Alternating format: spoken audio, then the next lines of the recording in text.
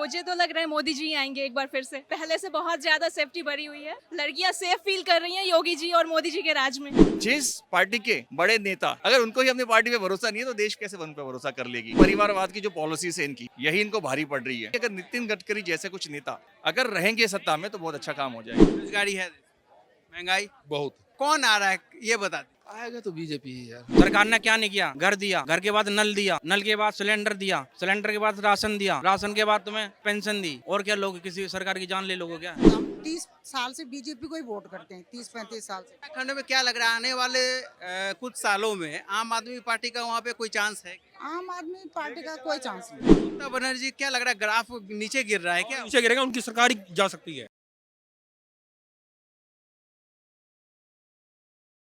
क्या नाम हुआ? अर्पणा, कहाँ से आई? नोएडा। नोएडा में रहती है। हाँ जी, हाँ जी। 2024 में क्या लग रहा है आपको, कौन आ रहा है? प्रधानमंत्री मोदी जी या फिर राहुल गांधी का जो गठबंधन? मुझे तो लग रहा है मोदी जी आएंगे एक बार फिर से। फिर से मोदी जी आएंगे, क्यों ऐसा लग रहा है आपको?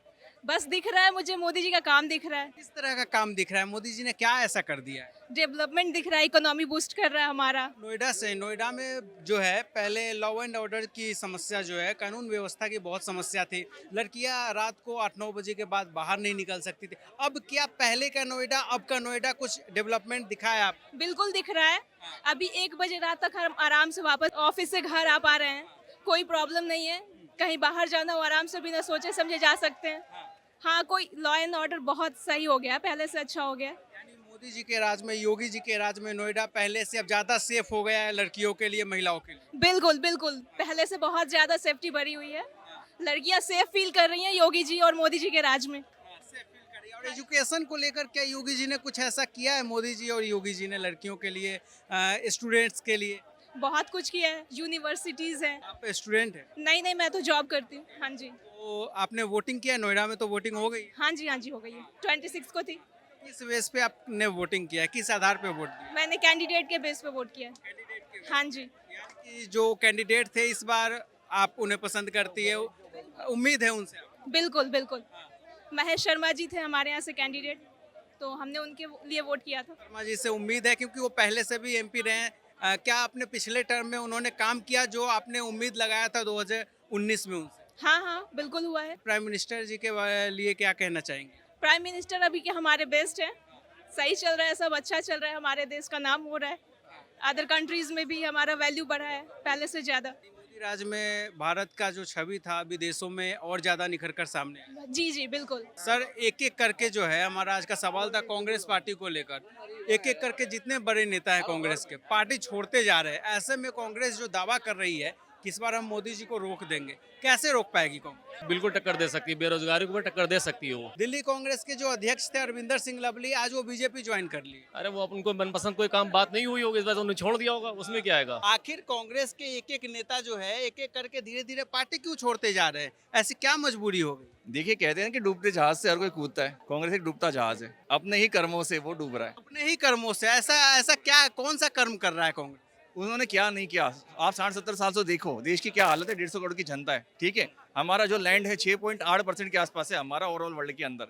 6.8 कुछ कम नहीं होता, चाइना के पास 8.6 समथिंग कुछ है। हमारे देश की क्या हालत है आप खुद देख लीजिए। जितना हमारा विकास होता उतना हुआ नहीं था, ठीक है। बुलेट ट्रेन, मेट्रो रेल, चाहे आप कोई भी टेक्नोलॉजी की बात करिए, आज से 30-40 साल पहले दूसरे देशों में आ चुकी है। एक छोटा सा देश इजराइल देख ले क्या टेक्नोलॉजी उनकी है। और आप देख लीजिए, ज़्यादा दूर मत जाइए, चाइना देख लीजिए कितना ज़्यादा उन्होंने ग्रो किया है, ठीक है। यूएसएसआर ने देखिए उनकी कंट्री आज टूटी हैं, बट वो भी अच्छे खासे कमा खा रहे हैं, ठीक है, बिकॉज जो नेचुरल रिसोर्सेज है। आज जो है कांग्रेस पार्टी से बीजेपी में अरविंदर सिंह लवली शामिल हो रहा है। दिल्ली प्रदेश कांग्रेस के अध्यक्ष थे और उनके साथ साथ जो विधायक रहे हैं नसीब सिंह है, इसके अलावा 3-4 और दिल्ली के बड़े नेता है कांग्रेस पार्टी के, उन्होंने बीजेपी ज्वाइन कर लिया। और जो बड़ा आरोप बीजेपी ज्वाइन करते समय उन्होंने लगाया कांग्रेस पार्टी पे, वो आरोप ये था कि दिल्ली में जो है कांग्रेस बाहरी उम्मीदवारों को टिकट क्यों दे रही है और अपने जो पुराने लोकल लीडर्स थे उनकी नहीं सुन रही है कांग्रेस पार्टी। अच्छा, ये भी हो सकता है। देखिए, तो पार्टी टू पार्टी डिपेंड करती है कि पार्टी के अंदर क्या चल रहा है। उनकी जो मीटिंग्स है, उनकी बोर्ड ऑफ डायरेक्टर मीटिंग है, जो भी आप कह लीजिए, उनकी संसदीय मीटिंग कह लीजिए, कुछ भी कह लीजिए, क्या चल रहा है और कैसे चल रहा है, क्या तानाशाही वहाँ पे चल रही है, क्या परिवारशाही चल रही है, वो तो वही जानते हैं। बट इनके जो लीडर्स का छोड़ना, जो पुराने लीडर्स है, कोई आए गेरे नहीं है, वो 8-8, 10-10 साल से नहीं है, 15-15, 20-20 सालों से है। तो आप खुद देख लीजिए, जब जिस पार्टी के बड़े नेता या कार्यकर्ता कहिए, आप कुछ भी कहिए, XYZ, अगर उनको ही अपनी पार्टी पे भरोसा नहीं है तो देश कैसे उन पर भरोसा कर लेगी? लेकिन उनको क्यों नहीं भरोसा है? बीते दिनों हम देख रहे हैं जो कांग्रेस आईटी सेल के हेड थे रोहन गुप्ता, वो बीजेपी में आ गए। अर्थशास्त्र पे जो बीजेपी को घेरते थे गौरव वल्लभ, वो बीजेपी में आ गए। इंदौर में हो, सूरत में हो, जो कांग्रेस के प्रत्याशी है वो बीजेपी शामिल करते जा रहे। तो आखिर ऐसे करके तो एक एक करके एक दिन ऐसा आएगा कांग्रेस में बस परिवार के अलावा कोई नहीं रहेगा फिर। बिल्कुल, क्योंकि देखिए परिवारवाद की जो पॉलिसीज है इनकी, यही इनको भारी पड़ रही है। जैसे आप देखिए सबका साथ सबका विकास, मोदी जी हर किसी को मौका देते हैं कैबिनेट के लेवल पे, स्तर पे। आप चाहे महिलाएं देख लीजिए, 30% उन्होंने बताया कि हाँ जी हमारे कैबिनेट में महिलाएं होगी, हमारे कार्यकारी क्षेत्र में महिलाएं होगी, दलित हो गए, मतलब कि जो भी हमारे SC ST बना रखा है, जो एक संविधान ने बना रखा है, वो कहीं ना कहीं लेके चल रहे हैं लोग और सुन रहे वो लोग। नितिन गडकरी जी देखिए कितने बढ़िया नेता है वो, आप खुद देखिए जो रोड एंड ट्रैवल्स आप देखिए, अगर रोड एंड ट्रांसपोर्टेशन के मिनिस्ट्री में देखेंगे आप कितना अच्छा काम किया है उन्होंने आने वाले 10 सालों में। अगर यही रहेंगे तो मुझे लगता है कि हमारे रोड की कंडीशन जो है ना, हमारी रोड्स ऑफ क्वालिटी, हाईवेज की क्वालिटी कहीं ना कहीं यूरोपियन कंट्री से मैच ना कर पाए, ये असंभव ही लगता है। मुझे पॉसिबल लगता है कि अगर नितिन गडकरी जैसे कुछ नेता अगर रहेंगे सत्ता में तो बहुत अच्छा काम हो जाएगा सर। अच्छा, राहुल गांधी एक बार फिर से अपना जगह बदल लिए, अमेठी से वायनाड, वायनाड से फिर रायबरेली आ गए हैं। क्या देख रहे हैं रायबरेली में इस बार? पता नहीं, देखिए रायबरेली उनको फिर कहते हैं कि सुबह का बुला शाम को लौट के जाता ही जाता है। वायनाड में उनको शपथ मिल गई, बरेली में शपथ मिली, पर देखिए लोग है ना, लोग पागल नहीं है सर। राहुल गांधी जितना मर्जी अपना एजेंडा चला ले, लोकशाही तो आपकी और हमारी है। देखिए आप हम ही वोट करते हैं और वोट हम करते हैं हमारी बुनियादी सुविधाओं के लिए। और ये जो पूरी एक व्यवस्था बनी हुई है इतने सालों से, कहीं ना कहीं रिफॉर्मेशन हो रही है। लूप होल है अभी भी हमारे गवर्नमेंट के अंदर, हमारे सिस्टम के अंदर है, वो धीरे धीरे रिफॉर्म होंगे। बट सर अभी जो एक गवर्नमेंट आई है 10 साल से, मुझे लग रहा है कि शायद ये अच्छा काम कर पाएगी अगले 5 सालों में। कि अगर लोग देखते हैं कि हाँ हमारा नेता कैसे, अगर उन्होंने अगर कांग्रेस के हो गए, चाहे बीजेपी के हो गए, चाहे किसी भी पार्टी हो गए, अगर उनके अपने एरिया में अच्छा काम किया है तो जीतेंगे तो वही, चाहे किसी भी पार्टी से हो। नामांकन के आखिरी दिन कांग्रेस पार्टी अपना उम्मीदवार घोषित करती है अमेठी और रायबरेली से। वजह क्या थी? क्या प्रत्याशियों की कमी थी? देखिए ऐसा है ना, देखिए चुनाव है, ये सियासत है। सियासत में हमेशा देखा जाता है कि लास्ट मोमेंट में कई चीजें होती है। अब इनको इनसिक्योरिटी की हमारे कम से कम रायबरेली सीट तो एट रिजर्व हो जाए, तो इसलिए ये सारा मंथन किया गया है। और आप देखिए जो प्रियंका गांधी जी जहाँ से लड़ते थे उनको भी हटा दिया, वहाँ पे किसी और को कर दिया, KL शर्मा जी को, कुछ ऐसा नाम है उनका, अमेठी से KL शर्मा, किशोरी लाल शर्मा है। लाल शर्मा जी को कर दिया, क्योंकि वो बहुत पुराने लोग हैं। उनको कहीं ना कहीं इतनी अकल होगी कि चलो यार कहीं ना कहीं यहाँ से तो सीट जीत जाएंगे।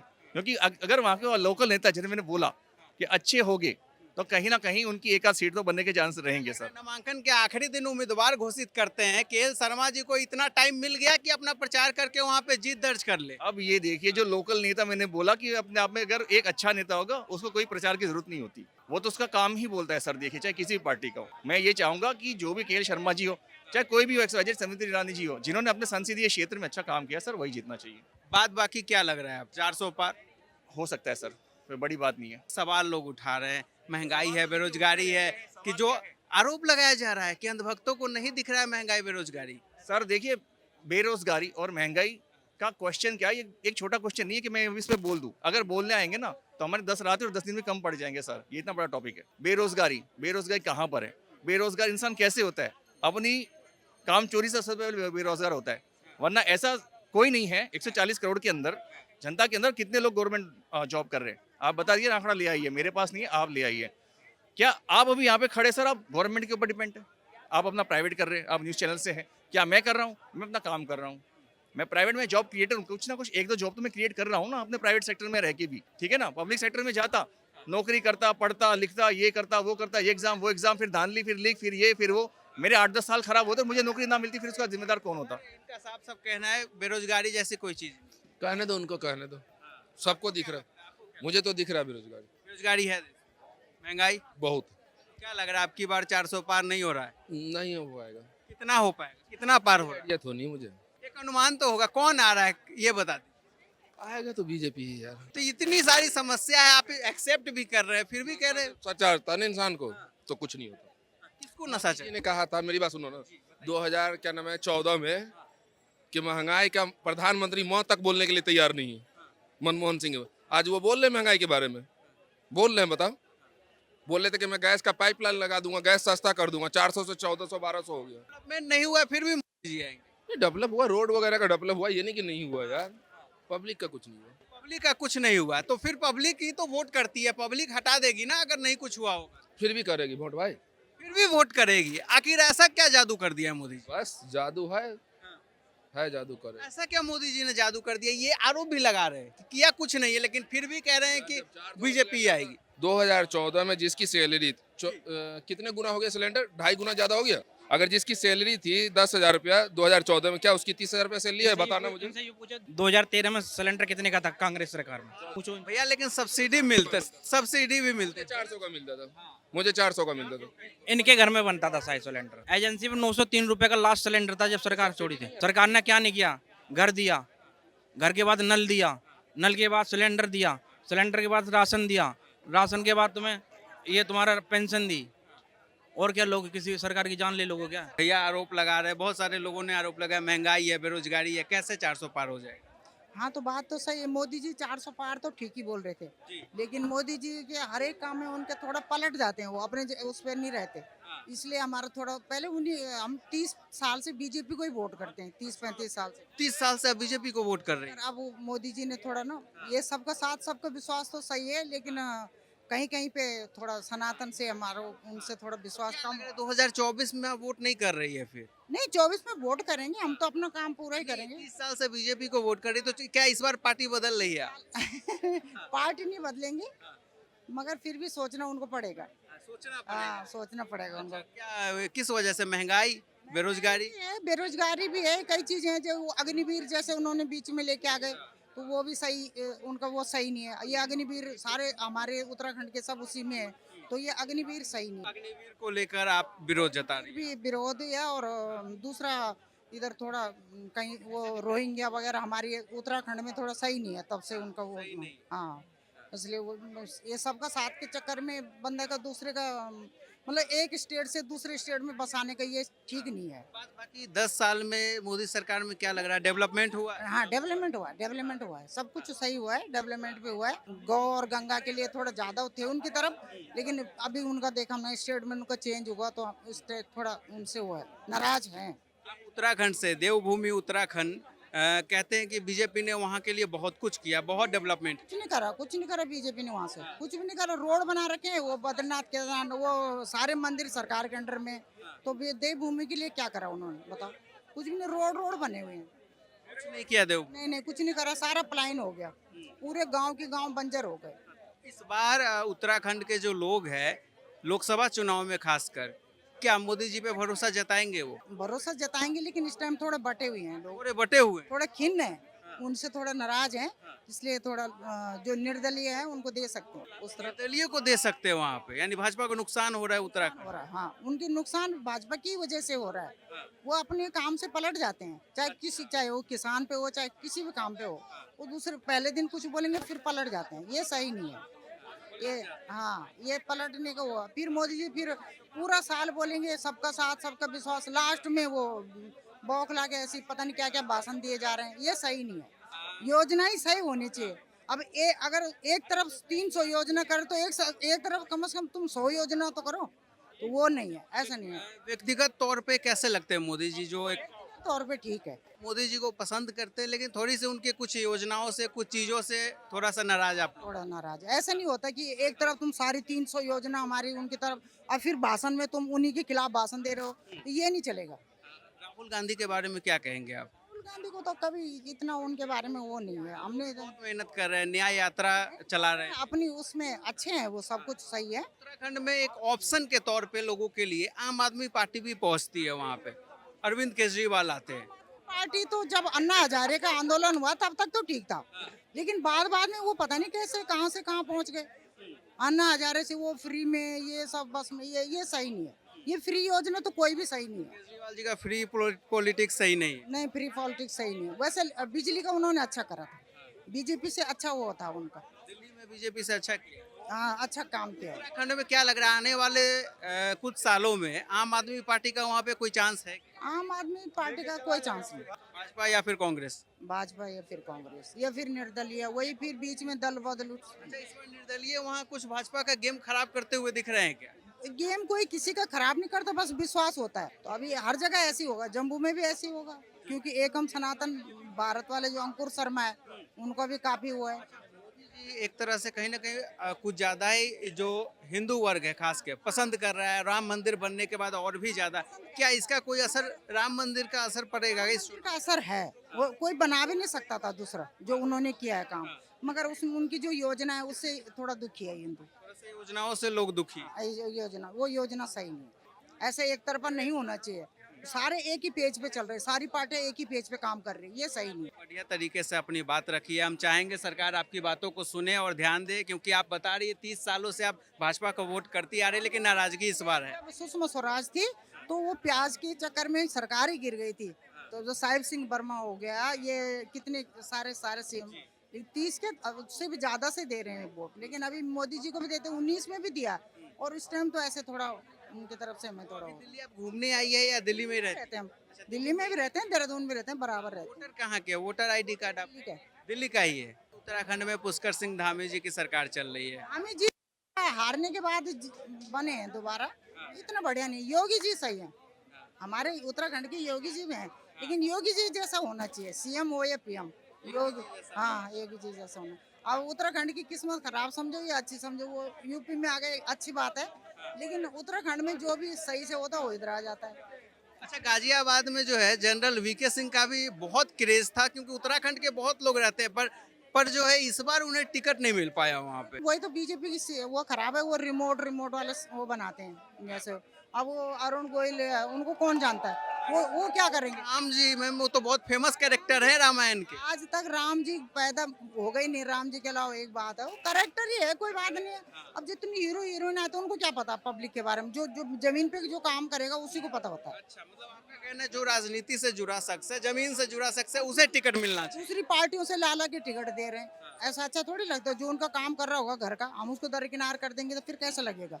ये सही नहीं है नीति, उसको हम देखते हैं तो हम अच्छा नहीं लगता इस तरह। आपको लगता है इसका नुकसान भाजपा को हो सकता है, भाजपा को नुकसान हो सकता नहीं, होगा। कांग्रेस के जितने भी पुराने नेता थे, मन भर गया या कांग्रेस उनकी सुन नहीं रही है? नियत है, ना नेता है, ना उनकी कोई सोच है, ना विचारधारा है। कुछ काम नहीं किया था पहले मनमोहन सिंह के टाइम, उनका डूबना ही निश्चित है।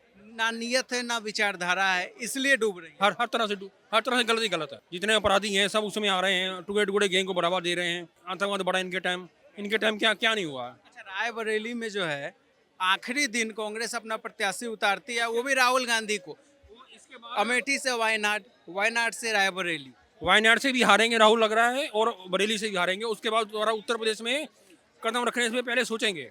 ये आखिरी चुनाव उत्तर प्रदेश का, रायबरेली में इस बार राहुल का कोई चांस नहीं। कोई चांस नहीं है। उसके बाद कभी आएंगे नहीं बरेली और अमेठी से। क्यों लग रहा है नहीं आ पाएंगे? रायबरेली तो उनका पुश्तैनी सीट रहा, सोनिया गांधी का वो सीट रहा। किया है वहाँ उन्होंने कोई काम नहीं किया है। विकास शून्य है। सोनिया गांधी लगातार जीतती आ रही थी, इस बार वो वहां से खड़ी नहीं हुई है। वहाँ उन्होंने सोनिया जी ने कोई काम नहीं किया है। क्या लग रहा है इसी डर से, हार के डर से सोनिया गांधी ने उस सीट को छोड़ दिया? नहीं, उन्होंने पहले ही सोचा था कि मैं जाऊंगी राज्यसभा में। अमेठी का क्या लग रहा है? केएल शर्मा है सामने, स्मृति ईरानी है। स्मृति जीतेंगे, वहाँ उन्होंने काम किया है। कांग्रेस दावा कर रही इस बार स्मृति को वहां से हरा देंगे। स्मृति ने कुछ नहीं है, वहाँ काम हुआ है, काम किया है उन्होंने। गाजियाबाद से लेके गोरखपुर तक भाजपा की आंधी चल रही है। पूरे यूपी में बीजेपी की इस वक्त आंधी चल रही है, और पूरे देश में आंधी चल रही है। देश में भी आंधी चल। हाँ, इस बार कर्नाटक से, आंध्रा से सीटें मिलेंगी, तमिलनाडु से, महाराष्ट्र से, गुजरात, मध्य प्रदेश से अच्छी सीटें मिलेंगी। यानी दक्षिण भारत जो बीजेपी का कमजोर गढ़ माना जाता था, वहां से भी बीजेपी को इस बार सीटें मिलेंगी। उड़ीसा से भी मिलेंगी, असम से भी, हर जगह, बंगाल से भी मिलेंगी। बंगाल में 20 से ज्यादा मिलेंगी।